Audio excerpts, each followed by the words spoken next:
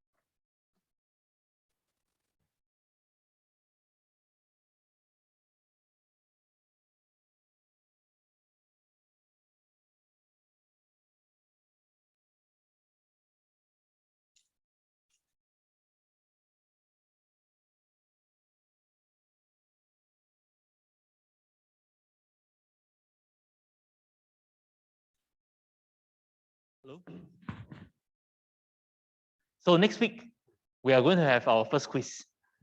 It's on Tuesday, 4 to 5. Everyone must show up here. It is on chapter 1. Nothing on chapter 2. Those are all the instructions. You can bring one piece of paper, both sides. You don't need anything else. If you want, you can bring a calculator, but it's not needed.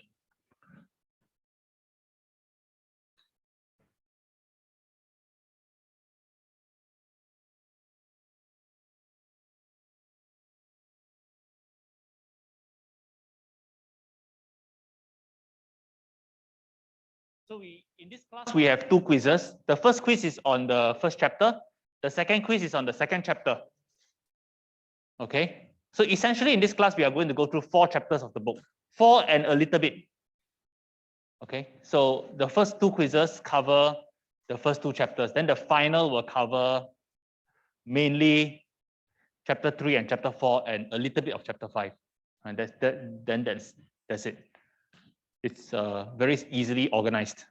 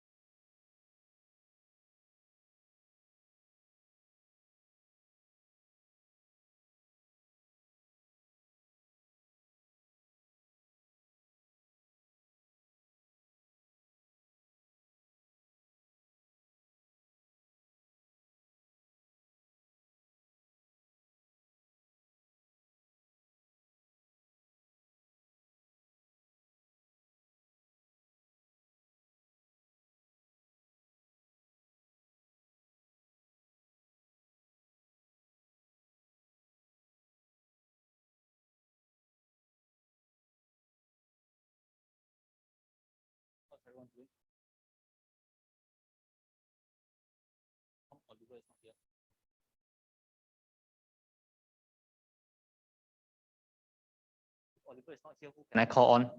I am on Zoom. I am on Zoom.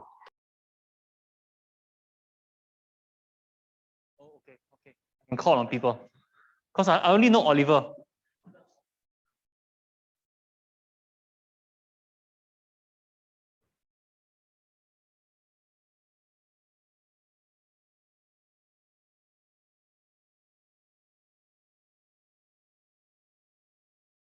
Okay.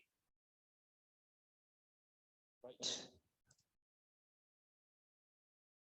I think these people don't want to be stuck in the rain, so they are at home. Okay. Okay, so can the people in Zoom hear me? Can you please say something to people in Zoom? Hello? Am I muted? No. No. Yes, Prof. Hello, can you hear me? Don't be shy. Yes, Prof. Hello. Hello, can you hear me? Is anyone here on Zoom? Okay, good. All right. Oliver is here.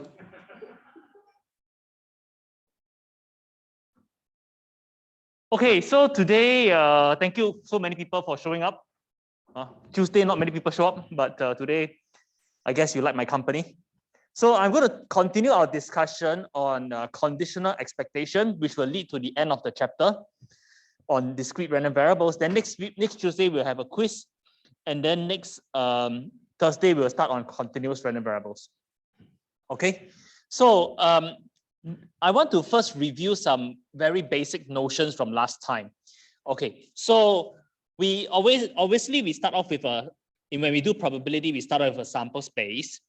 And then let's say that we have a certain event with probability bigger than 0. All right, you remember that events are subsets of the sample space. Okay, so this is our entire sample space, omega. And this is some event that we are living in A. It has non-zero probability. Then suppose, like Oliver told me that I'm already in A, my coin toss, the outcome is even. Then how does that bias my belief about those outcomes that are indeed in A? All right. So we talked about the notion of conditional PMF. Okay. P of x given A x. This is known as the conditional PMF, which is the probability that x takes on the value of x intersect with A divided by PA. That is the notion of the conditional probability mass function. I talked about this last time and we saw a few examples, so I'm not going to belabor the point and talk about this too much. Okay, so this is a bona fide PMF in the sense that it is non-negative and it adds up to 1. All right, so one can check that P of x given AX, you sum over all legitimate values of x, you get 1. Okay, so this is a PMF. So after we have this PMF, we can actually talk about the expectation value of a random variable x. So here x is a certain discrete random variable, but all the random variables we are talking up to now are discrete, so I will not write discrete. We can talk about its expectation given that I know that the outcome lands in A. So that is nothing but the sum over all possible values of x, P of x given A, x. This is the usual way we write expectation, except that now we are conditioning on some knowledge of A. Okay, so that's the notion of conditional expectation of a random variable given an event, say A. Okay, so this is a very important concept because it leads directly to the next concept of conditional expectation. We talked about this last time, of a random variable x given another random variable, say y, taking on a certain value y. Okay, so that is given by expectation value of x given y equals to y. Now this part here is an event, so this part here looks like the A above. All right, and this is given by the sum over all possible values of x, P of x given y, x given y. Notice this notation here looks subtly different from this one here. Here, I have captured the event here, all right? And there's no more conditioning on anything because the event captures the entire probability mass function for x given this particular event. But here I'm conditioning on a particular value of y, taking on the value y. So in some sense, and I didn't say this last time, this one here is exactly the same as the above if I write A to be the event y equals to y like this. Okay, this is the same. And I can identify this as the event A. Understand? So here I have already mentioned many times that A represents the event y equals to y. Here, A. Okay, so I can do this for every possible value of y. Okay, and here P of x given y, x given y is nothing but the joint divided by the marginal on Y. All right, I think I've already mentioned this. So this is just a recap. And we need to recap this very important law of total expectation, or total expectation theorem. I don't know what they call it in the book, but roughly it's total expectation. Okay, so the law of total expectation says the following. If I have my sample space like this, okay, and I can split up my sample space into disjoint subsets A1, A2, A3, and these disjoint subsets, upon me taking their union, gives me the entire sample space. We call these subsets a partition of the sample space. So let A1, A2, all the way up to AN be disjoint events of a sample that form a partition of the sample space. Okay, by partition, we mean that AI intersect AJ is equal to empty. So there's nothing in common for all I not equal to J. And if I take the union of all the A's, that is A1 union, A2 union, AN, I get the full set. Okay, so that's the meaning of partition. I often use this term. All right, we assume that because we are going to deal with conditional probabilities, let's just say that these are non-trivial events, so they have probability bigger than 0. Then I want to compute the probability, the expectation value of X, okay, a particular random variable. Oftentimes, someone told you that the expectation value of X given a particular event is something, all right? They don't tell you the expectation value of X directly. So the following is the law of total expectation. I expectation value of X given AI. And we're going to see how we can use this later on. This is the law of total expectation. It is very important that the A's form a partition of omega, otherwise this doesn't work. All right. Now, a very special case is the following. Since Y equals to Y for all Y, so these are events running over all its values, forms a partition of space, then we can equivalently write expectation value of X to be the sum over all possible values of Y, Py of Y, expectation value of X given Y is equal to Y. All right, so this part here is exactly analogous to probability of AI above. All right, and this part here is exactly analogous to X given AI. So the I here, the counter here is Y, but you can think of it as I running from 1 to N as well. Now, all this sounds very, very abstract, and I didn't get to do the example last time, so let's do the example now. So here's how you can see that the total expectation theorem is useful. So this book was written by two MIT professors, so they live in Boston. Okay, now they want to send a message, and they have 3 different destinations. Okay. The 3 different destinations are New York, Chicago, and San Francisco. And they want to send a message to New York with probability half, to Chicago with probability 30%, and the remaining probability to San Francisco. Now, they want to send a particular message, and X represents the time taken to send the message. Okay, so that's a random variable. But this random variable depends on a few things. It depends on whether the destination is near or far. If you know anything about geography, you know that Boston to New York is kind of close. It's only a 4-hour drive. So the expectation amount of the time taken, subject or condition on the fact that I'm sending to New York, all right, is equal to 0.05, very fast. Okay, the expectation value, Chicago is in the middle. Now the time taken is 0.1, and well, San Francisco is on the west coast, so it's very far away. It takes 0.3. So that's the expectation amount of time, expectation value of the time taken to send a message, subject to or condition on whether the message is sent to New York, Chicago, or San Francisco. So we can actually use the law of total expectation. We associate A1 to New York, the event that we send to New York, A2, the event that we send our message to Chicago, and A3, the event that we send our message to San Francisco. Okay, so now I'm interested to compute the expectation value of how long it takes to send a message on average. Okay, notice that here there are two sources of randomness. One, we do not know which city we sent our message to.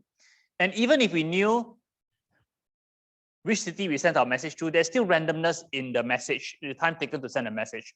But on average, if we send our message to New York, on average, it takes this long in some units. Okay, so we can actually compute using the law of total probability, which is the following. The expected amount of time to send our message to any one of these cities. Because we can go to these three cities, but 50% of the time we go to New York, 30% of the time we go to Chicago, and 20% of the time we go to San Francisco. So this is the law of total expectation in use. And you should be very familiar with this. Okay, so this is the probability I send to New York, expectation value of the time it takes to send a message, given that I chose to send it to New York, but I choose to send to New York 50% of the time.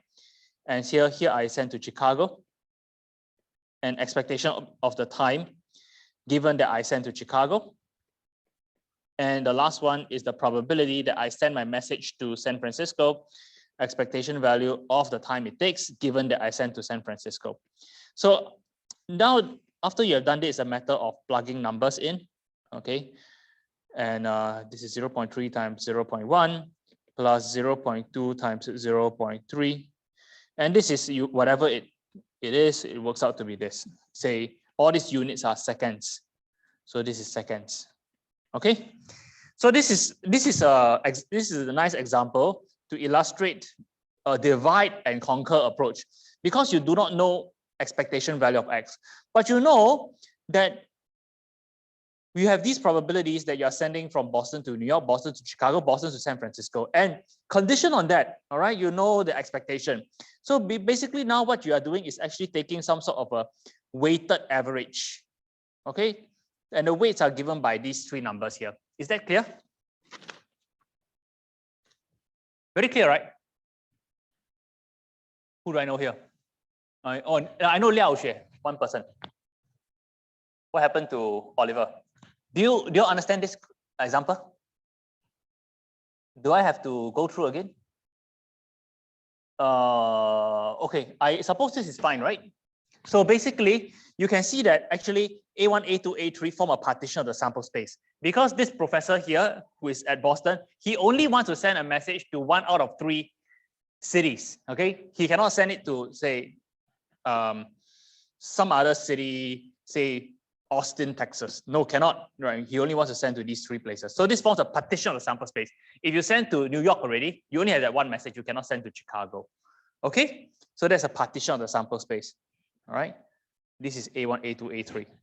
So we take a weighted average like this. Okay.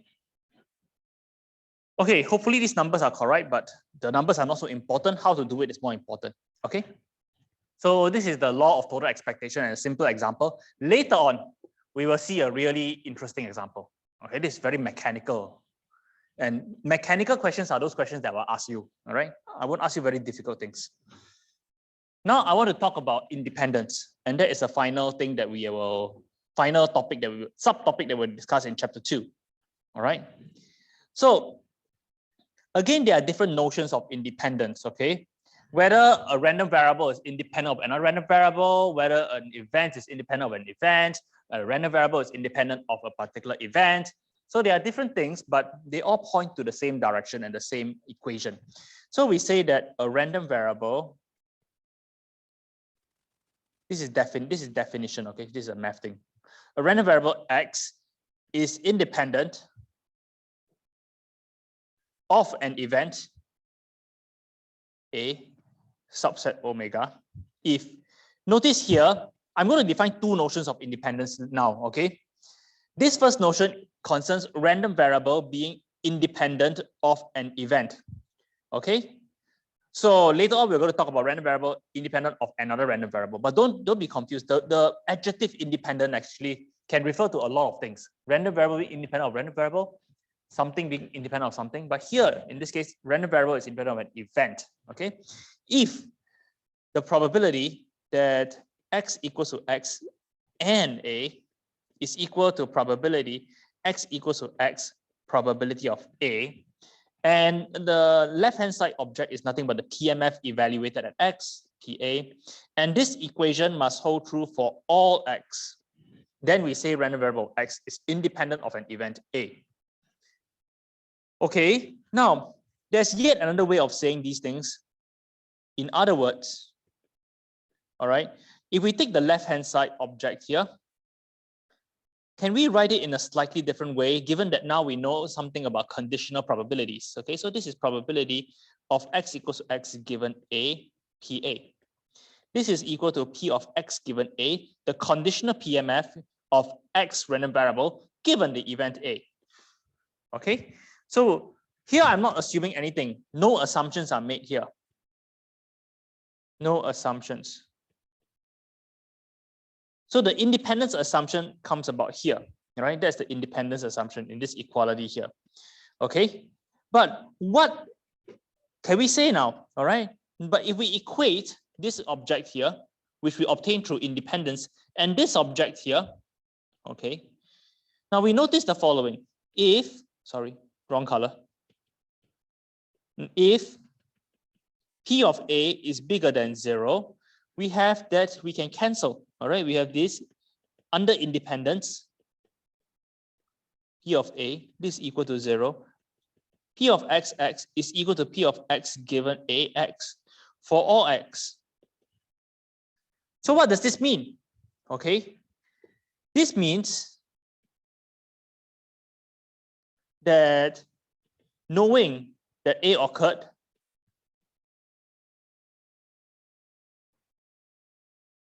doesn't change our belief about x.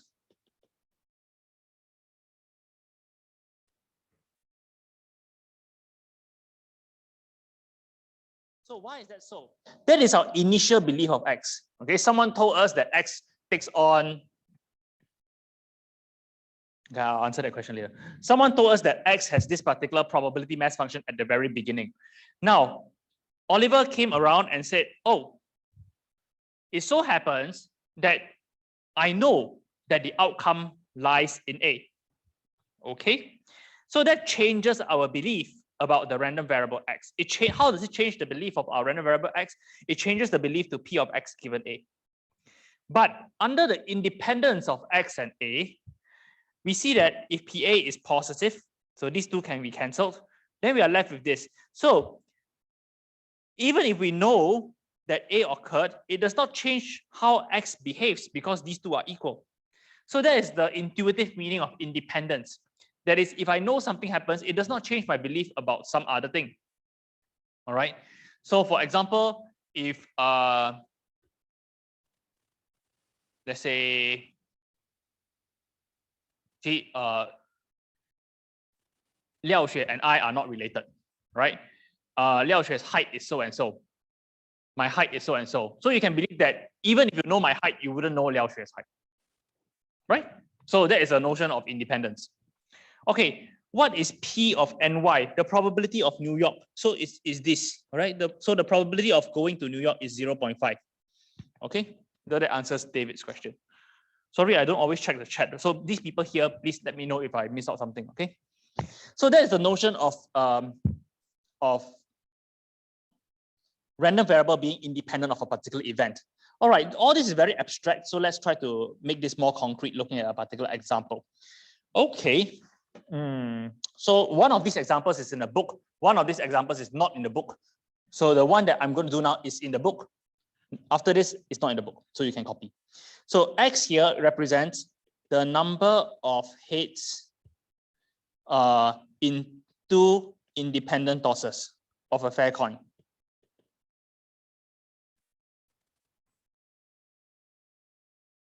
Okay, so now we are interested in the probability mass function for X. But before that, let me tell you about an event A. A is the event that the number of heads is even. So here X is equal to 0 or X is equal to 2, obviously. Okay, so We want to try to figure out the probability mass function of x. And we want to ask whether it is equal to probability mass function of x given A. Now, if these two are indeed equal, then we can say that x is independent of A. Let's see whether it is so. So now we want to try to figure out the probability mass function for x. Now, if you attended my tutorial just now, you would know how important it is to first identify what values of x can take on. So if I throw a fair coin 2 times, how many hits can I get? Maximum, minimum? Yes. So the sample values here are k equals to 0, k equals to 1, k equals to 2. Now, what's the probability that k equals to 0? Basically, I need to have 2 tails, right? So it's half times half. So if k equals to 2, I need 2 heads, half times half. Right? So these are quarter, quarter, and so this is the remaining is half. Okay? So hopefully this is easy to figure out what's the probability mass function for x. So now let us try to figure out whether x and A are indeed independent. Now, what is probability of A? Let's see whether it's bigger than 0 or not first. It's basically probability of x equals to 0 plus probability that x is equal to 2. Now, from this particular table here, you're basically adding up these 2 rows, which is half. Okay, so the probability that you have an even number of hits is half-half. Is right? Okay, so let's try to figure out now the probability mass function of x given A. Okay, how do we figure this out? Let's do this slowly. So this is probability that x is equal to k and A divided by probability of A. Now, there are a few possibilities here, right? So let's say k is equal to 0, k is equal to 1, and k is equal to 2. Right? These are the only values that x can take on.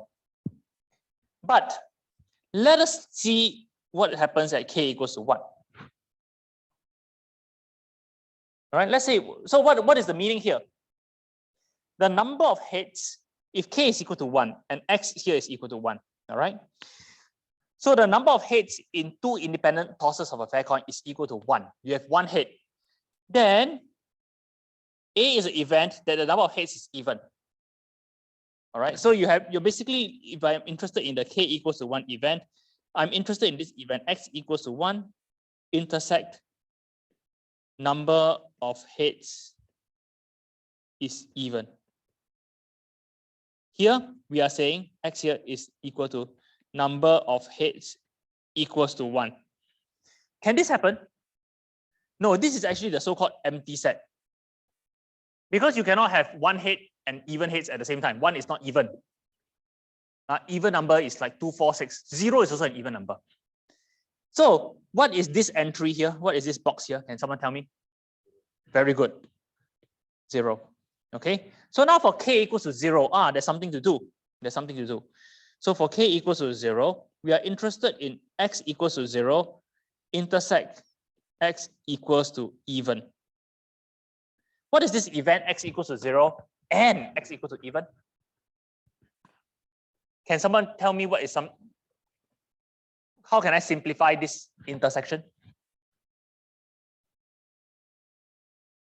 Exactly, thank you. It's just nothing but x is equal to 0, right?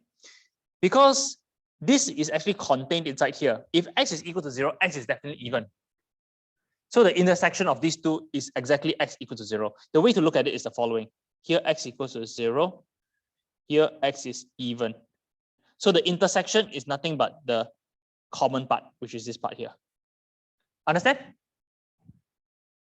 So when k equals to 0, the numerator here is how much? It's 1/4. Because you are only looking at probability x equals to 0. So you take this one here, 1/4 here. So the numerator here is 1/4, the denominator is 1/2. Right? And this is equal to half. Does that make sense? Everyone follow this calculation? Can see, right? This 1/4 over 1/2 is 1/2. Because the numerator is probability x equals to 0. And from that table there, from the PMF, you get x equals to 0 is 1/4. The denominator I've already calculated is 1/2. So I'm just putting all numbers together. Not very difficult, right? So by a completely symmetrical calculation, which I'm not going to do, this 1/2. Okay. So now, if the two events are, if X and A are independent, which they are not, all right, then we must have that probability X given AX is equal to X for all X. But this does not hold. This is not true. Because this table here is certainly not the same as this table here. Not the same. All right. In order for X to be independent of A, this table here, numbers, must be the same as this table here, numbers. They are not the same. So they violate this condition of independence. Is that very clear? So X and A are not independent. Anyone has any questions? You see, I calculated both probability mass functions. This is the original one, and this is the one conditional on A. Okay? Condition on A. Now, if you condition on A, it means that you know that the number of tosses of heads is even. So you cannot have an odd anyway. All right. So this number here will differ from this already. And so it can never be independent. Oh, okay. Ong Cho Yu. Why not independent? Because these two are not the same. These two are unequal. If X and A are not independent, then these are equal. However, in this example, Px given Ax is not equal to Px of X for all X. Hence, not independent. Hence, X and A are not independent. Now, things that are not independent are usually called dependent, okay? But we don't use this term. Understand this example? Everyone understand? Okay, basically you calculate these two tables and you see whether they are exactly the same number by number. But here there's no hope of them being the same. Understand? All right, so now let me show you something that's indeed independent. This is not in the book, I made this up. Okay, so now let Z, this is another example, be equal to 0, 1 if the first toss is heads. And here, if the first toss is tails. So obviously, PZ of K is equal to half for all, this is for all math symbol, but okay. So K equals to 0, 1 and 0 otherwise. Of course, right? Okay, so the claim is that Z is now really independent of A. Okay, so there's only one way to check these sort of things. But if you're very fast, you can check it very quickly. But for the pedagogical reasons, let me go through this very carefully. So what do we have to check? We have to check. So we have to check that P of Z is equal to P of Z given A of Z for all Z equals to 0, 1. Okay, so we have to check this. So we already have this here. Oh, I think I used K, so let's use K throughout here. Otherwise, people are confused. But you can use whatever you want. Okay, so we have to check this. Basically, we already have this. So the only remaining work to do is to figure out P of Z given A, Z. So that is probability of Z equals to Z and A divided by PA. Okay, so that is the exact definition. Right, so now Z can take on two values. This should be K. I don't want to confuse you. All right, so Z can take on two values. Let's figure out what's the numerator. Because the denominator we know is half already from the previous calculation. Z equals to 0 and A. What is the meaning? What is the English meaning of this? Well, it means that probability, the first toss is heads and the number of heads is even. Because A is the event that the number of heads is even. Okay? Z equals to 0 means that the first toss is heads. This comes from this clause here. Okay, so you have this here. Okay, So this can be written in a slightly different English way. So this is probability that the first toss is heads. You know that, and the number of heads is even. So what must the second toss be? It cannot be tails, right? So the second toss must also be heads for the sum of the number of heads to be even. You need to have heads. All right. So you can write this as second toss is heads. This is the same as this, right? By logic. But the two tosses are independent, right? So this is 1/2 times 1/2, which is 1/4. So this is one, say k, for k equals to 0, for k equals to 0, this is 1/2 times 1/2 over 1/2, which is 1/2. All right, that's for k equals to 0. By exactly the same calculation, we can do k equals to 1, and which is also 1/2. All right, so for k equals to 1, let us do the calculation. Z equals to 1 here, intersect A. This is the probability that the first toss is equal to tails and the number of, let me just copy this. Okay. What is the meaning here? The first toss is tails because Z is equal to 1, and the number of heads is even.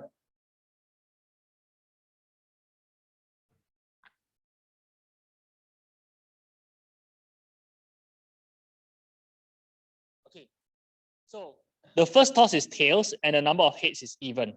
So this is tails. So what must the second toss be? Tail, exactly. So this is equal to 1/2 times 1/2, which is 1/4. So this is basically 1/2 times 1/2 over 1/2, which is equal to 1/2. So what do we have to check? Remember, we have to check this relationship, whether this relationship holds or not. So we have to ask whether this table here, this green table here, is the same as the conditioning table here. This is the conditioning table.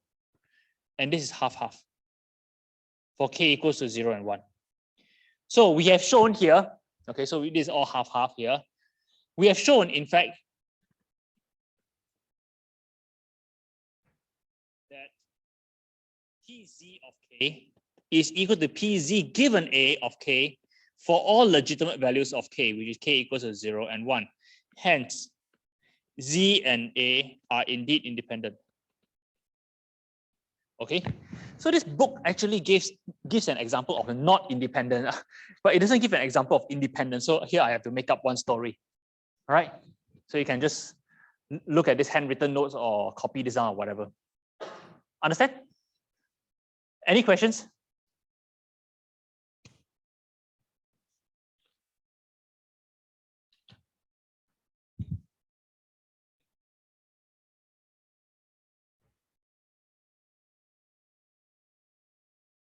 Okay. Any questions from the Zoom? David? Okay, I knew that there was going to be one question.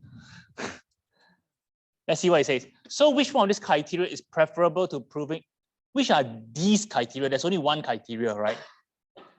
The only criteria that you know up to now is to check this relationship. Only one criteria. How many do you have? In fact, there are many ways to do it, but the only way that you know right now is this. Okay? Basically, you need to check for all. Okay, so I need to box this up. For all values of k. So David, you need to check this. This is the only way. Is this clear? So this is the way to check independence. We check this.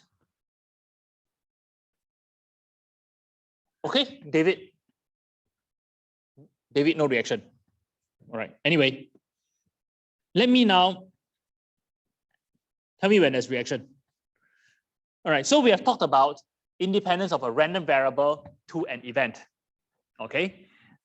The final thing we want to talk about theory-wise, okay, then we will do a bunch of examples, is random variable independent of another random variable. Okay, so that is a different notion. Or related, it's not different. All these things are related. Independence of two or more random variables. Okay, so we say that random variables X and Y are independent.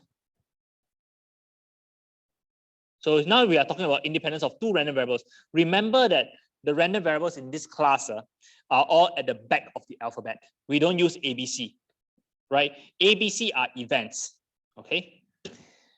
X and Y two random variables are independent if the joint probability mass function is equal to the product of the marginals for all x, little x, and little y. Okay, so that is the definition of independence. Now, notice the astute student would notice, remark, this is the same as X being independent of the event Y equals to Y. So Y equals to Y is an event. You can think of it as A, right? For all Y. Okay, so basically to check independence of two random variables, right? I check whether X is independent of the event Y equals to Y for every possible Y. Now, we know how to check independence of a random variable and an event. So here I just have to replicate that checking process for as many times as there are values of Y. Okay, why is that so? Right? Now, you notice that if X is, random variable X is independent of event Y equals to Y, then what this is saying is that P of X is equal to P of X given the event Y, which we can write like this. Okay, so that is the meaning, right, of basically X being independent of the event Y, because this is nothing but probability of X equals to X given event Y equals to Y. We don't actually have to put all these curly brackets. We have to write a lot. So this is basically saying that X is independent of the event Y equals to Y. Okay, but now if you multiply both sides by Py, you get P of XX, P of YY. That is P of X given Y, X given Y, P of YY. And by base rule, this is nothing but a joint. Okay. Right. So as you can see here, there is a lot of relationship between independence of two or more random variables, which is the concept we are discussing now, and independent of a random variable versus an event. We have talked about that just now. Okay. You can check independence of a random variable and an event. But now if you replicate this process for a total number of Y times, okay, then you can check whether two random variables are independent. Okay. So that is the notion of independence of two random variables. Okay. So roughly speaking, right, this particular relation here, if you look at it, means the random variables X and Y are independent. What does this say? What's the meaning? Now, Oliver came and told me that Y is equal to Y. Okay. If Oliver told me that Y is equal to Y, then that biases my belief about the random variable X. That tells me that, oh, I should change my belief of the random variable X to this. Okay. But if they are independent, if X and Y are independent, then this relationship holds. Which means that even if Oliver told me that Y is equal to Y, that does not change my belief about the random variable X. So X and Y are not related. So X and Y are independent. That's the way we think about things. Okay. Right. So this notion here, the next one, is a little bit complicated. So we say that X and Y are conditionally independent. Conditionally independent given event A. Of course, we always assume that what we condition on has positive probability, even though I don't explicitly say so. If, right, the joint PMF of X and Y given A, X and Y is equal to the conditional like this. It's is equal to the product of the marginals for all XY pairs. Okay, so here everything is given an event A. So all the probability mass functions should be conditioned on knowledge of event A. Okay. So as you can see here, this is a generalization of the notion of independence of X and Y. Here I condition on an additional event. Now on this event, X and Y are independent. That's what this is trying to say. So this is all very theoretical. Let me give you an example. Okay. What is the difference between conditional independence of two random variables given an event versus pure independence? Let's look at a particular example. Okay, so you know that two random variables can be described by their joint probability mass function P of xy, xy. All right. So last time I drew a three-dimensional picture, which was very ambitious, but now I'm going to draw a two-dimensional picture. Okay. So we have this, and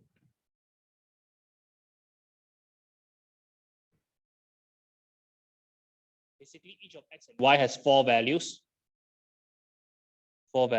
So here is X and here is Y. And the values are as follows, okay?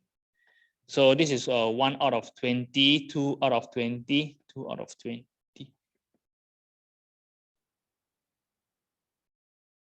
2 out of 20, 3 out of 20, 1 out of 20, and the rest are 0. So these are the sample values that X can take on 1, 2, 3, 4. And Y can also take on 1, 2, 3, 4. So this entire matrix here completely describes the joint probability mass function of P of xy. So if you're interested in P of xy 2, 3, then you go to this entry here. Okay. So that completely characterizes this joint probability mass function. How can someone verify that all the numbers I've written down make sense?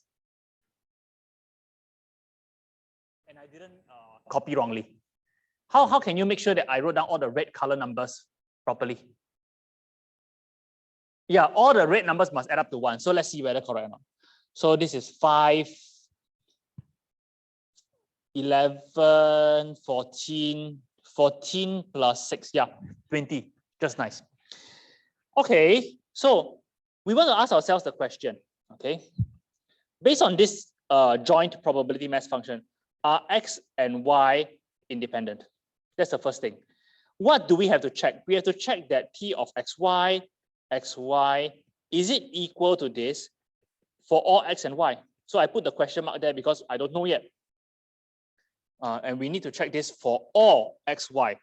So if we found one xy pair for which the equality does not hold, then we are done. We can say that they are not independent. Okay. So this is one thing we can check, but another more fancy thing we can check is the following. You can go and check this. P of xy, x given y. We can also check that this, all right? For all xy, we can also check this equivalent. Okay. So this says that, okay, Oliver told me that x equals to y equals to y. All right. Does that change my belief about x? Okay. If it does change my belief about x, X and Y are not independent, and Oliver has given me more information. All right. So let's check this one instead. All right. You can go home and check this one. Whether this result here after I check this is the same as the one above. Okay. X and Y are not independent. Okay. So let's just check the value. Let's look at XY equals to 1, 1. Okay.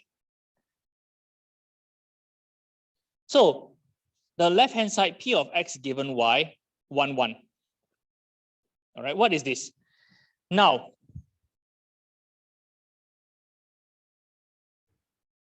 okay, where are we? We are conditioning on the event Y equals to 1. So we are here. So let me just copy this because I need it later. Okay. Now, we are conditioning on Y equals to 1. So we are living here. So Oliver told us that the outcome of these two dice, these two four-sided dice, Y is definitely equal to 1. We are living here. Remember, last time I draw a three-dimensional picture and told you that, okay, if Y is equal to 1, we are living on that slice. So now we are living on the orange slice. And we're just looking here. We're just looking at this orange slice. So what is the probability mass function of X? Okay, so let us figure out what is the probability mass function of Px, 1 given 1, and this is x. All right, x can take on, nominally it can take on 4 values. Okay, what do you think is the probability mass function of x when y is fixed to be 1? You are living there on the orange slice. What is the probability mass function of x given y is equal to 1?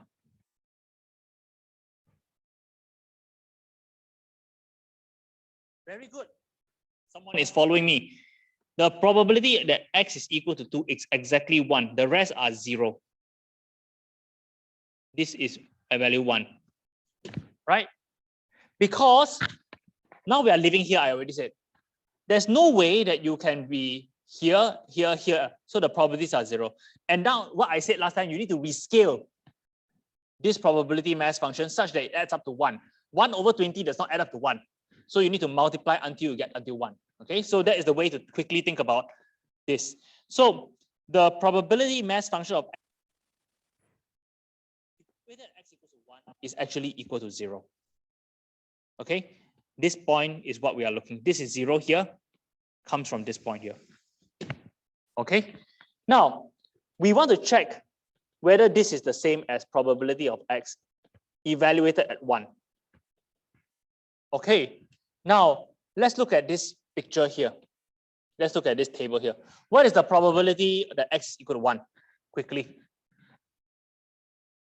3 over 20. Yes, 3 over 20. And this comes about by adding up all the values here. Let's use all the values here to add up. This is the marginalization operation. Okay, this comes from here. So is 0 the same as 3 over 20? No. So P of x given y is not equal to P of xx for some x, y. Hence, x and y not independent. So notice that to check that two random variables are independent, we need to check this equality for all x and y. To check that they are not independent, we just have to find one pair of x, y such that the equality fails. So here I check 1, 1 fails. Okay, because the contrapositive is the opposite. The opposite of for all means for some. All right. So if you check that this is not equal for some, you are done. X and y are not independent. Okay, so x and y are not independent for this table here. But if I condition on some particular event, right, then they turn out to be independent, you know. So let's see another example here. Let's say the event A is the event that x is less than or equal to 2 and y is bigger than or equal to 3. Okay, then this is our table. This is our probability mass function table again. Where are we living now? Okay, so Liao Xue told us that the outcome of these two dice, x is less than or equal to 2, y is bigger than or equal to 3. So where are we living? Actually, we are living here. X is less than or equal to 2, y is bigger than or equal to 3. So we are living inside here. Okay. So we are there. Okay. So we want to ask the question now, are x and y independent given A? What do we have to check? We have to check whether this is true. Okay, sorry. This condition of A, x, y is P of x given AX, P of y given A, y, whether this is true for all XY pairs. Okay, so we have to check this. Now, which of the XY pairs are admissible? That means are valid, all right? The only ones that are valid are x equals to 1, 2, and y equals to 3, 4. The only ones that are valid. Okay. So how do we quickly check this? It's not so straightforward. You need to do some thinking. One of the ways, right, is We know that X and Y live here. So now let us draw a smaller table of just X and Y pairs that are there. Now X and Y can only take on 2 values each. 1, 2, and 3, 4. Those are the Y values. Those are the X values. Okay. And now let's look at all these values. What do they add up to? They add up to 9 out of 20, I believe. So we need to now preserve the proportions of these and scale up. So this becomes 1 over 9, 2 over 9, 4 over 9, 2 over 9. So that is the joint probability mass function, and I'm going too fast. This is the joint probability mass function of X and Y, given that I'm living in A. And why is this so? This is going too fast. All right, I will answer this question later. Now, suppose I know that I'm in the green region. What is the probability mass function of X and Y? I know for sure when I ask what is the probability mass function, those people who come to tutorial know that. First, you need to determine the domain of X and Y, the support, if you wish. Okay, the support is X can be 1, 2, Y can be 3, 4. So I restrict myself to this. Okay, now what is the probability of A? It is 9 out of 20. So I'm taking each one of these numbers and dividing by 9 out of 20. Because that's the way I get the joint, the conditional probability. P of xy given A, xy is nothing but P of xy. Okay, sorry. Probability that x equals to x, y equals to y, and A divided by probability of A. So I'm taking these raw values here and dividing by 9 out of 20. So 1 out of 20 divided by 9 out of 20 is 1 over 9. Okay, 2 out of 20 divided by 9 out of 20 is how much? 2 out of 9, and so on and so forth. So that is the restricted table. Okay, so now I need to check. All right, I need to check this equality here to check for conditional independence. So one simple way is I just figure out what are the marginals. Okay, I figure out what are the marginals. Now P of y given A, y is equal to, let me make some space. P of y given A, y is equal to, what the y's can only take on 2 values, y equals to 3, y equals to 4. So now, in order to do this, I need to sum over all values of x, sum here, sum here. Okay, so that gives me 3 out of 9. No, there's 6 out of 9. And 3 out of 9, which is 2/3, 1/3. Okay, now I can find the other marginal, which is x given A. Okay, what values of x can x take on? 1 and 2. Okay, now when x is equal to 1, you sum over this area here, which is 3 out of 9. And here remaining is 6 out of 9.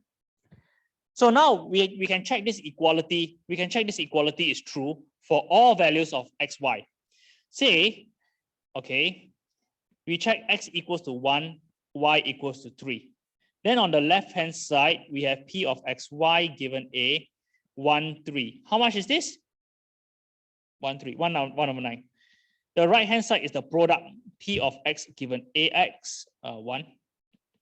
P of y given A, 1, which is, no, this is 1, 3. 1, 3. So, y equals to 3.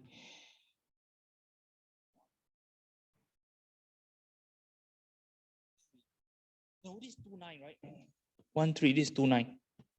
Okay, now x given A 1 is 3, 9 multiplied by y given A 3, 6, 9. So this is 2 over 9. Right? 1/3 times 2/3. Yeah. So at least for 1, 3, 1, 3, we get the same number. You can go and check for x equals to 1, y equals to 4, x equals to 2, y equals to 3, and x equals to 2, y equals to 4. There are 3 other things to check. They will all be correct. They will all correspond to the equality here, to the equality that we have to check, which is this equality here. Okay, So now, after you do this check, you will see that X and Y are indeed independent. Independent, given event A. Okay? So that was a bit cumbersome, very troublesome, right? What is a very fast way to look at this? It is not in the book. This is my way. What do you notice about this? You all do linear algebra or not? 1.5 something. Well, what is so special about this matrix? What is special about this matrix in terms of the... Do you know what is this rank rank? So this matrix only has rank 1. All right, because this is not in the book. You don't need to know this. The matrix here does not have rank 2. It only has rank 1. The second column is a scalar multiple of the first column. The two rows are also scalar multiples of each other. In this case here, right, X and Y are independent. The matrix has rank 1. Okay, so if the joint probability mass function matrix has rank 1, the two random variables are independent. Okay, so that's a very fast way to check. Rather than this, a very longish way to check. Okay, then you will make a lot of mistakes. But that's the way the book checked it. So let's check it in this particular way. But it is true that if the probability matrix, right, has rank 1, then the random variables X and Y are independent. Now, if you look at this particular matrix, right, this does not have rank 1. This has full rank. It's rank 4, probably. But its rank definitely bigger than 1. So there's no chance of X and Y being independent. This one, however, once you restrict yourself to this little rectangle here, you have rank 1. All right, so that's my fast way of checking. But nevertheless, the right way to check in this class is to check this equality. Now, if you look at this equality, you have one constraint here, right? So you drop rank. So, but I'm not going to talk about rank. Okay, so now we are going to talk about taking a break. Oh, David says that I went a little too fast on this example. Okay, so now let me calculate some of these numbers again. If I restrict myself to this event A, this is the event A. We are in this green region here. Then I get this particular joint probability mass function, probability xy given A. Why do I get this? All right, I need to compute the probability of A, which is 9/20. So I put 9/20 down here. So I need to rescale each one of these values. So for example, let's take 4 out of 20. 4 out of 20 divided by 9 out of 20 is 4 nines. Come here. Okay. And you can do the same for the other 4 entries, 3 entries, whatever. Now, in order for me to check this equality, I already have the left-hand side is here. I need to find these two guys. How to find these two guys? Remember, marginalization. For example, if I want probability of y given A at y equals to 3, what I need to do is to look at y equals to 3 and sum up these values. Oh, sum these up. So I get 6 out of 9. Ah, cool. So now, if I'm interested in y equal to 4 here, and I want to verify that it's 3 out of 9, I need to sum these values, right? Now, I also need to find the x marginal. I need to find this x marginal here. Okay. Now, if x is equal to 1, how do I get this 3 9? I'm summing this way. Okay, I'm summing these values, that's 3 9. Okay, now if x is equal to 2, now I need to verify this number. But I look at it, I know, right? I add up these two numbers here.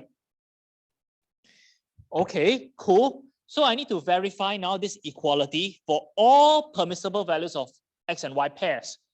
I'm not going to do this for all 4 pairs. I'm going to do it for 1 pair here. Okay. Now I look at x equals to 1, y equals to 3. So I go to this matrix here. 1, 3, 2 nines. 2 nines is here. Okay. Now the right hand side is the product of the marginals. Yeah. Okay. X equals to x given A1. Here, 3 nines. Okay. And so this is basically 6 nines coming from, no, 6 nines coming from the green part. Sorry, wrong color. This one comes from this part here. Okay. And 3 nines here, this 3 nines comes from, this 3 nines here comes from P of x given A, which comes from here. So these two multiply together. Please try to believe me that it's 2 nines. Okay. And this is 2 nines. So I verified this is true for x equals to 1 and y equals to 3. So the right thing to do would be to do all these other ones by yourself, okay, and verify that the equalities all hold. This is true. X and Y indeed independent given A. So David, did I go slow enough here? This is the long-winded way of looking at it. The fast way of looking at it is just to see that the matrix here has rank 1. Okay. Now, this matrix has rank 1. There are a lot of stories we can tell. In my own research, right, I define many different notions of independence. Okay. So this notion of this being rank 1 is only the simplest notion in my latest book. So there are many other things we can talk about. But now we are not going to talk anymore. We are going to take a 10-minute break and we're going to come back and do a few more examples. Okay. 3:10. See you.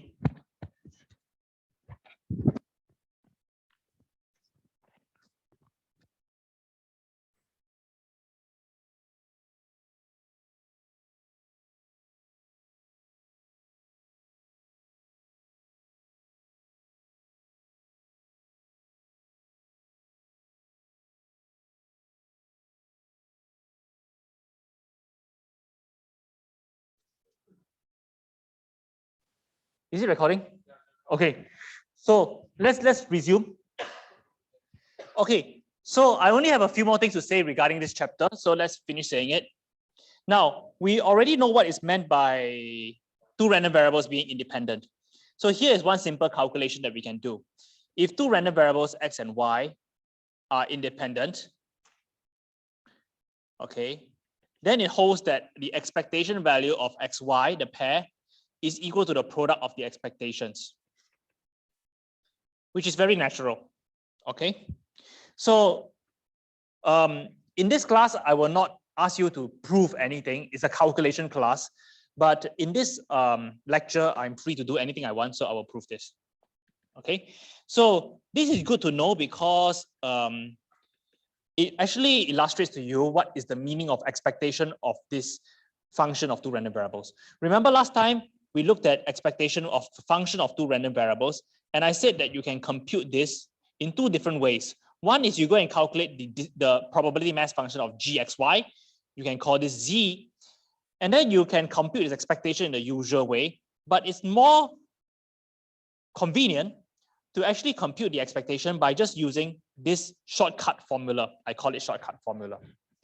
Now, in this particular example, we are taking g of xy to be the product xy. So that is a legitimate function. So by using this shortcut formula, I get sum over all possible values of xy, xy, pxy, xy. Okay, so there are a lot of xy's going around. All these are uppercase or capital letter. The rest are all small letter. The rest are all small letter. Okay, very good. So how do we do this? Now, the reason why I want to do this calculation or this so-called proof for you is because you can see where independence comes in. Independence comes in because here, the joint is the product of the marginals. This is where independence comes in. All right, from here to here, we are using independence. So pxy, xy is equal to pxx, pyy for all pairs xy. Here is where independence comes in. Now, we have this very formidable looking double sum, but don't worry, okay? You can push, this double sum is actually sum over x, sum over y of xy, pxx, pyy. But you can move all the things that are not concerning x out, or are not concerning y outside. So here, this does not concern y, it's got nothing to do with y.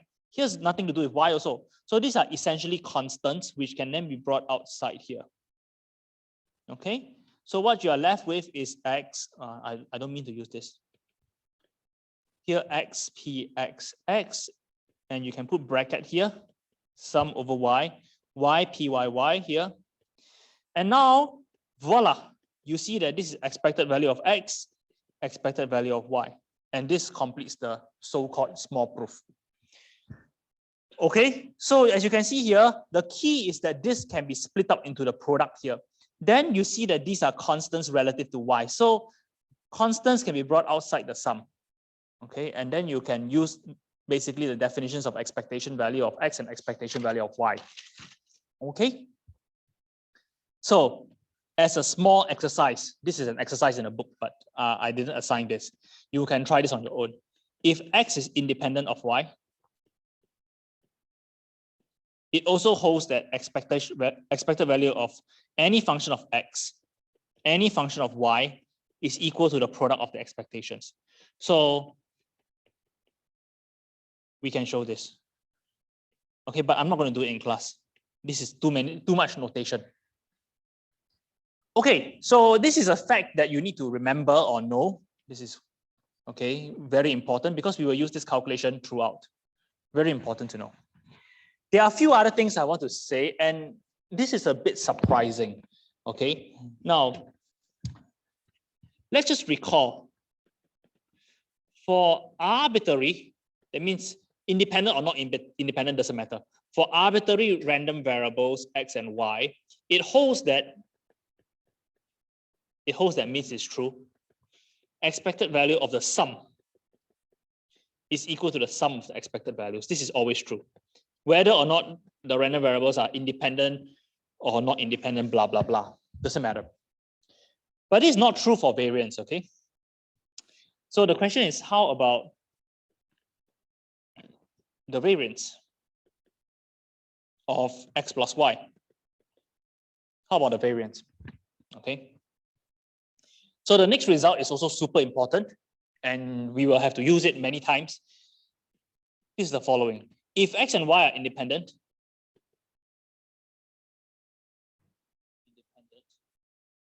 then we have the very desirable result that the variance of X plus Y is equal to the variance of X plus variance of Y.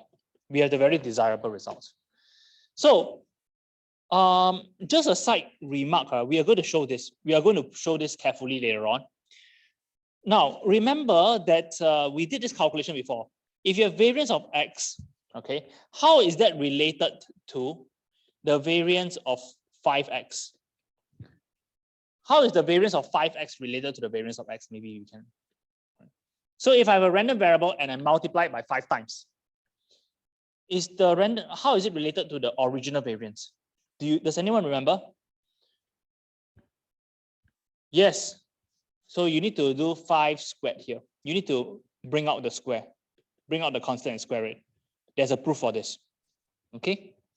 So another remark is that the variance of, say, X plus 7. Okay. What is this in relation to the variance? Yes. So there's also a proof for this. So basically, a scaling of X results in a square of that number, okay, times the variance of X. But this also holds, say, variance of minus 4X, okay, is how much variance, how is it related to variance of X? Say minus 4. Minus 16.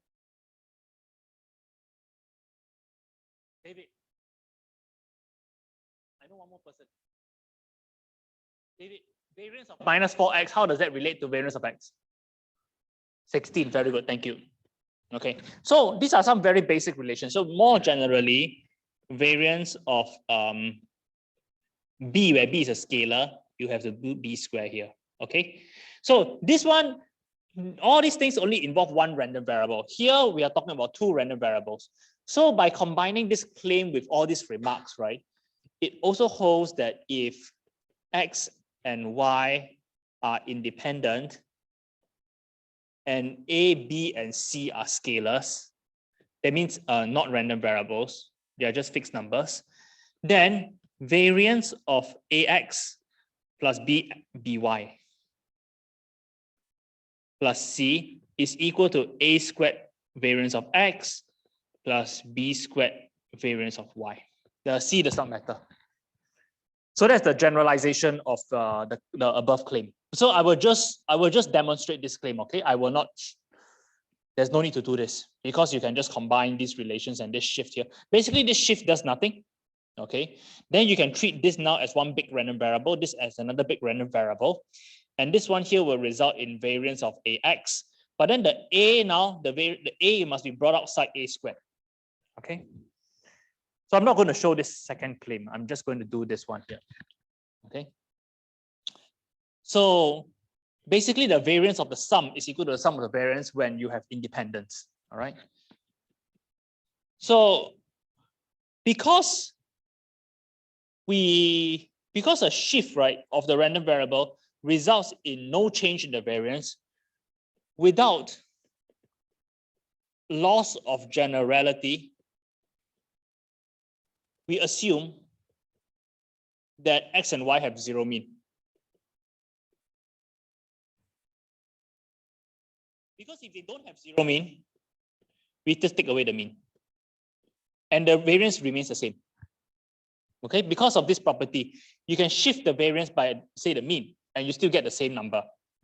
So I'm not going to worry about the means. Okay, so in particular, if X and Y have zero mean, the variance of X is exactly equal to the second moment, because the mean we got rid of the mean, and the variance of Y is nothing but the second moment.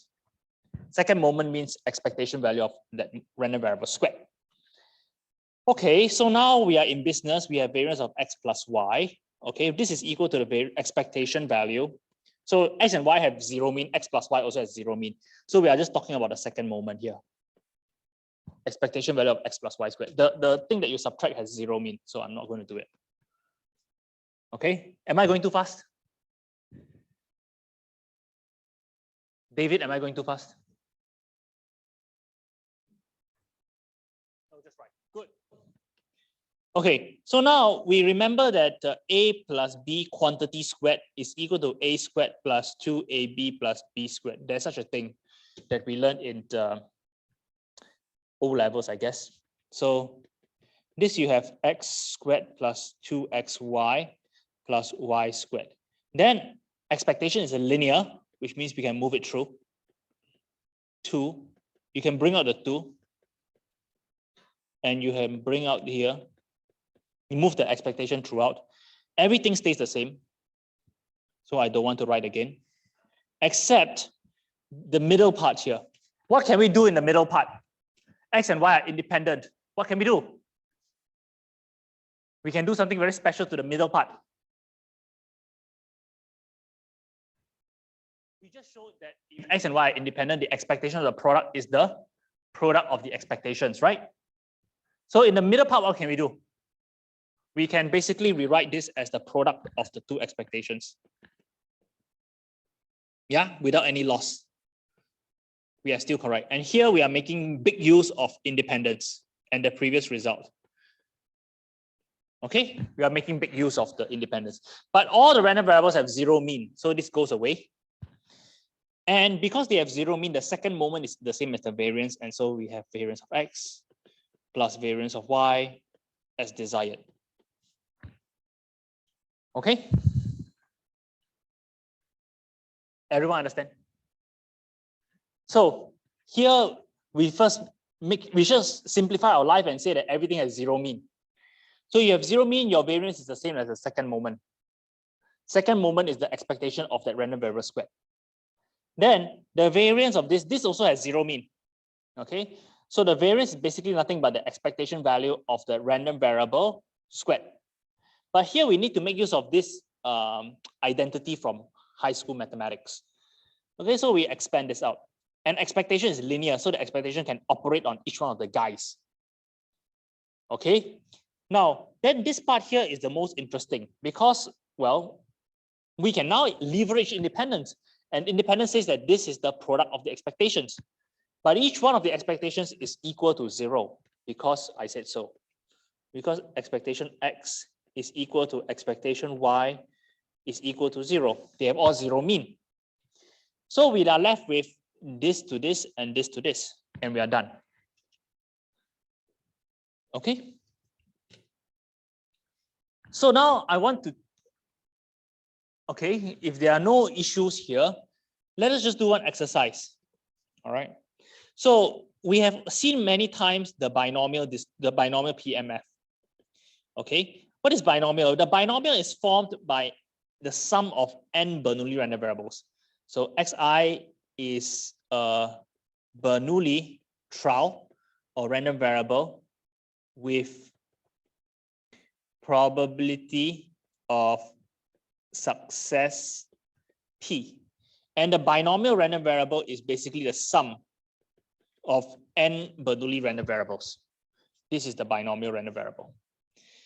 Now, clearly, last time we have already seen that the expectation value is nothing but now the expectation value of a Bernoulli random variable is P. We saw last time. I'm not going to redo it. So this is NP. Okay, the reason is because P is the expectation value of each one of the random variables. Okay, now how about the variance of the binomial random variable? Now, whatever you can do one time, you can do many times. So all these guys here are independent, right? Binomial random variable means a sum of independent Bernoullis. Okay, so this becomes variance of x1 plus variance of x2 all the way until variance of xn, right? But each one of the random variables is a Bernoulli. Now, last time I did the calculation that the variance of the Bernoulli is actually P1 minus P. And I'm not going to do it again. So you get NP1 minus P. So that is the variance of the binomial. Okay. So the variance and the expectation of a binomial are all related to n. Okay. All right, just slightly different here. Okay. So if you actually calculate the variance of the binomial from the PMF, it's very difficult. Because the binomial PMF is like this, P of xk is n choose k, p to the k, 1 minus p to the n minus k. It's very difficult to calculate the second moment using this raw formula. But if you notice or realize that the binomial is a sum of n independent Bernoullis, then you can make use of the variance formula for independent random variables. Whatever you can do 2 times or 1 time, you can do for n times here. Then you can just sum up the variances and life is good. It's simple. You don't have to resort to doing any calculations on this ugly object. Understand? Any questions?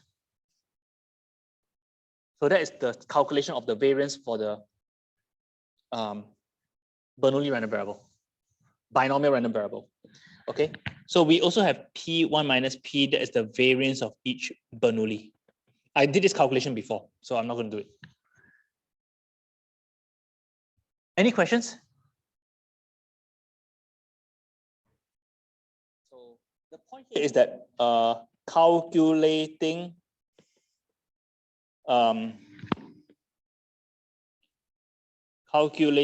what I want to say is that calculating variance using this is very cumbersome. So we basically use what we have already shown, that a binomial is a sum of n independent Bernoullis. Okay, the variance just adds up nicely. Understand? So let me call on some people. I know Sean, understand? Okay, good. Right.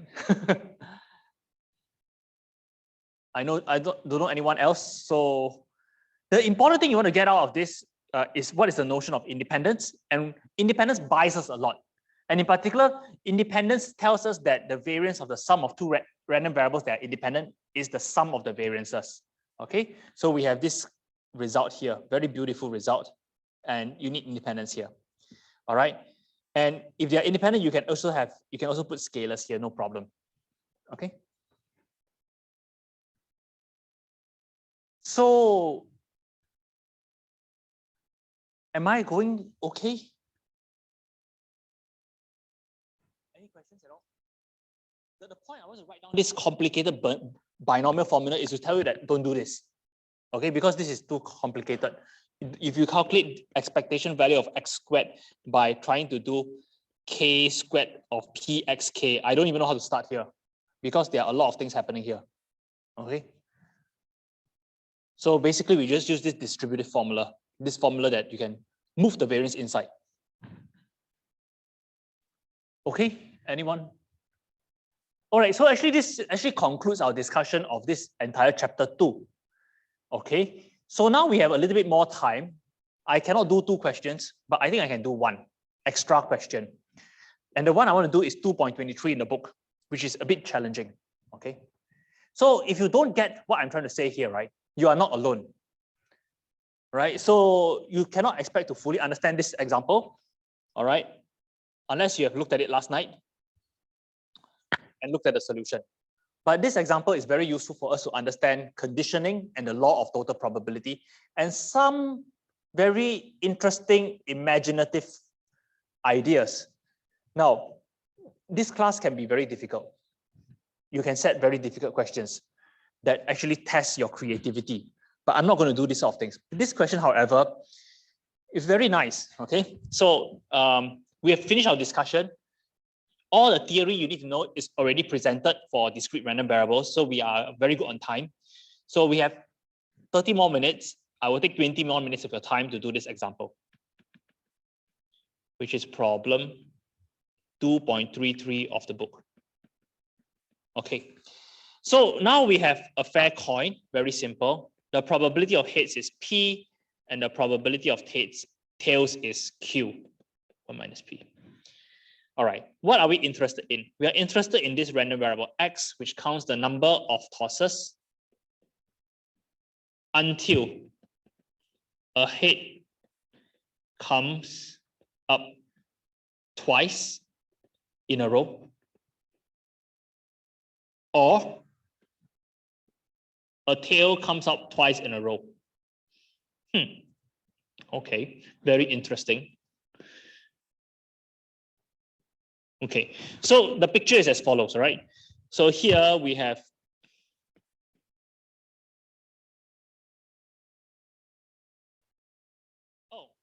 stop. So if we observe this sequence here, right, then X is equal to how much? The way I've drawn this 6. Okay, so for example, here's another sequence. Oh, I threw 2 heads. X is equal to 2. Here, X is equal to 5. Here, X is equal to 3. Because I needed 3 throws to get 2 heads consecutive. So X is the number of tosses until I get consecutive outcomes. Okay, so that is a story. Okay, so first we need to understand the English. Then we can do some math. Because if we don't understand the English, then we are in trouble. Right? Let me move all this closer. The difficulty in some of these questions is we don't understand what they're asking for. Yeah, so that is my difficulty also. Okay, so what is the question? The question is, okay, try to find the expectation value of X. So try to find this. Okay, so now I find it very difficult to do this sort of things because there are a lot of things happening at the same time. All right, you could this. So before we find this expectation, right? What is the first thought? All right, we know that the expectation. How do we do this? We can do the following: plug into the formula. Plug into the formula. That is one way. Right. That's the standard way. But what do you need in order to use this formula? You need the probability mass function, right? You need to get a handle. You need to get your hands on this, right? But we don't have this. Okay, we don't have this. So yes, David says it's combinatorial. Everything that's combinatorial is very difficult. And my small little brain cannot deal with very difficult things. So we need to somehow get a handle on this thing. And now if we want probability mass function, what do we need? In my tutorial, what did I say? First and foremost, we need to determine the support of X. What is the support of X? What is the minimum X? Look at these examples. 2. So X is anything 2. It can take on 3, yes, because here is one instance where X is 3. Here's instance X2. 4 cannot. Can. 1 million cannot. Can. So this X, right, sits on a countably infinite alphabet. Very difficult. Really very difficult, right? Liao Xue, you agree? Because the story is quite difficult, right? You stop when you see consecutive heads or tails. Yes, any questions? Okay, so this is very difficult because you see the X can be on this infinite set, right? So that's one issue. So this is not a good idea. Trying to figure out the probability mass function is difficult. So we need some other clever idea. Okay, so this is what the book suggests. So let HK be the event that the head comes up in the cave toss. Okay, and let TK let T sub K be the event that the tail comes up in the cave toss. All right, so it holds that probability HK is P, probability TK is equal to Q, which is 1 minus P. Always, because all these are independent and identically distributed, okay? So these are some convenient events, very convenient events. Now, the first thing to notice is the following. Notice first that H1, event H1, that events H1 and T1 form a nice partition of the sample space. Now, if the first toss is, what is David trying to say? If it's TTHH2, because you already stopped here. You see, TTHH, you stop. You don't even continue to play the game. You stop here. Okay? Understand? Yeah, David, you see my here? After you toss two tails, right, you stop already. You don't play the game anymore. So X is equal to 2 here. Okay, good. So, right, I want to finish this by 50, okay? So notice first that the events H1, T1 for a partition of omega Y. Your first toss is either heads or tails, no other way. So this forms a partition of the sample space. So your sample space is this. Your first toss is either heads or tails. Okay, very simple. So now applying the total expectation theorem, law of total expectation or total expectation theorem, whatever, we obtain expected value of X is equal to expected value of X condition on H1, probability H1, plus expectation value of X condition tails 1, probability tails 1. But this is expectation value of X given H1 times P plus expectation value of X given tails 1 times 1 minus P. Okay, so the interesting and the difficult part is right now. Okay, so now let's look at expectation value of X given H1. So in order to compute this guy, we need to get our hands on this and this. But these are a bit difficult. All right. So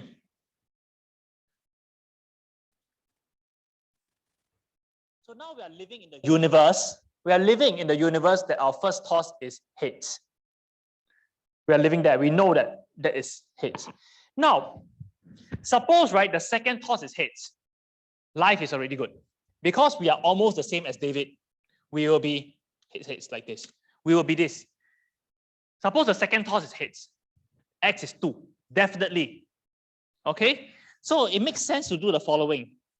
Expected value of X given H1 and H2 times probability H2 given H1. Here we are applying total probability theorem again. Let me just write down one more thing and I explain. X given heads intersect tail 2, probability tail 2 given heads 1. So this is a modified form of the total expectation theorem. Here I'm keeping this one throughout. Keeping here, don't touch this. Everything is conditional on H1. You need to keep it throughout. And then now you are splitting the sample space, splitting to tail 2, tail 2, head 2, head 2. Understand? Another application of the total probability theorem.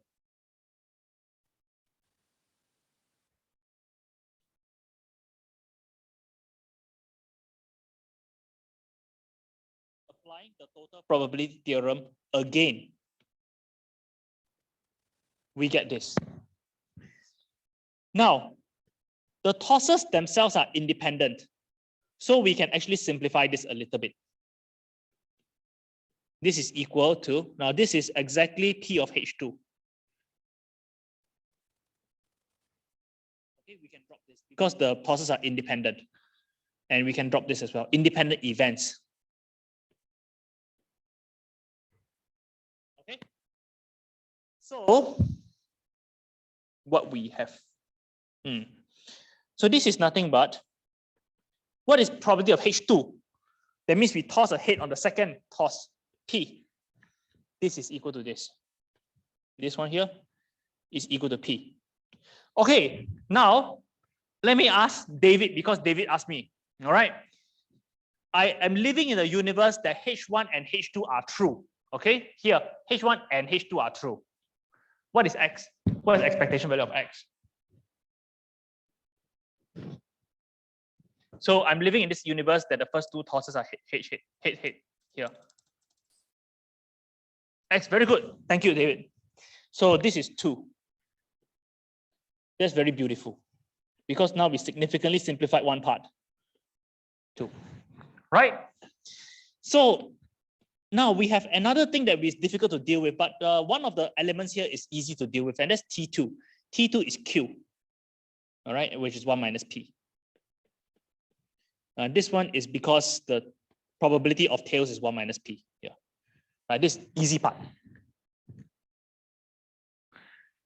This is the most challenging part. Expected value of X given the first one is head, the second one is tail. So we have this starting sequence. This is our starting sequence. Heads, tails. This is our starting sequence. Now, the most important realization here is this term here. What is the chance, what is the expectation value of X given that our starting sequence is HT? The claim is that this is the same as 1 plus expectation value of X given T1. Okay, and let's think about why this is true. This is highly non-trivial, but if you think about it long enough, it's trivial. Okay. Now, all the tosses are independent. Now, if our starting sequence is this, okay, it means that, okay, we are hopeless. Because now we are effectively starting, right, from T here, okay, and this particular situation is the same as as 1 here plus the expected value of X, pretending that the first toss is tails. Okay, so our starting sequence is HT as what I've drawn here. But if the starting is T, right, then in these two scenarios, we have the same setting, except that here the T is in the second location and here the T is in the first location. So the expected number of trials I need in this scenario here is 1 more than if the first toss is tails. This is the most important realization. Okay, so this setting is the same as this, except that this is shifted to the right by 1 and everything gets reset. This is the same as expected value of X given the first is tails, but this is 1 more. So you have the 1 extra here. Okay, so this one, you have to go back and think very carefully. I've already explained as best as I can. So we have this equation here equals to 2p plus 1 minus p, 1 plus expectation value of X given T1. Okay, let's call it equation 1. Now, using the same idea that I will not go through, expectation value of x given T1 is equal to the 2q plus, or q is 1 minus p. Let me just use p, 2p plus p, 1 plus expectation value of x given h1. All right, so we have equations 1 and 2, and these equations here can help us to solve for expectation value of x given h1 and expectation value of x given t1. This is a matter of 2 equations, 2 unknowns. No problem. In principle, there's a way to solve for it. Some algebra, and I'm not going to do this algebra. You can look at the algebra in the book. But the important thing is how to get to this point here. All right. We use total expectation theorem again. That means we are splitting up the sample space again. We are splitting up according to H2. Oh, sorry. I don't mean to do that. We are splitting up according to H2 here, T2, T2 here. Understand? This is where our splitting now. We are keeping the H1 throughout, same. Now, if you're so lucky you have heads, you stop 2. Okay? If these are alternating, you effectively restart as if your first trial is a tail, but in fact, your second trial is a tail, so you have to add 1. All right? The expectation from here onwards is the same as the expectation from here onwards, except that here you have 1 extra, so you have 1 here. So you can do something completely symmetric to get equation 2. And here you have 2 equations, 2 unknowns. In principle, they can be solved. Not only in principle, they can be solved. All right? Just plug it into some Mathematica. Or you can do it by hand. I can do it by hand also. So you can get these 2. After you get these 2 numbers, I don't need to do that. After you get this number, and you get this number, you plug it into this total expectation theorem here, and then you get this one here. End of story. So here we are applying the total expectation principle 2 times in a very creative way. After we do it the second time, we can actually figure out a lot of things. The first term is exactly 2, but the second one, you do a recursion 1 more time. All right, so this is some creative, interesting way of using the total expectation theorem. David, you can solve this in any way that you like, including combinatorics. I don't know how to do that, but this is one way. And this actually illustrates the way that we have learned using the total expectation theorem and conditioning. Okay. You don't need to go up to H3, T3. You don't need to go so far. But then I can ask you a question. I ask you a question. I ask all of you a question. Go home and generalize this to how many, what is the expectation of X, where X is the number of tosses until head comes out K times or tail comes out K times. That is, generalize this. Why twice, right? What's so special about 2 times? Mathematician will go home and generalize this to K times. Okay? So you can try that on your own. Maybe a same method would happen, would be okay, would go through, or maybe we have to use David's method. But in any case, whatever method, if you're interested to share your answer with me, feel free to. I can check for correctness. All right, that's all I want to say today. And I'll see you next Tuesday for the quiz. Don't be too stressed about it. I'm a very nice person, okay? I will send out more precise instructions very soon, okay? But I've already sent out most of the instructions. Just want to remind you, okay? Thank you.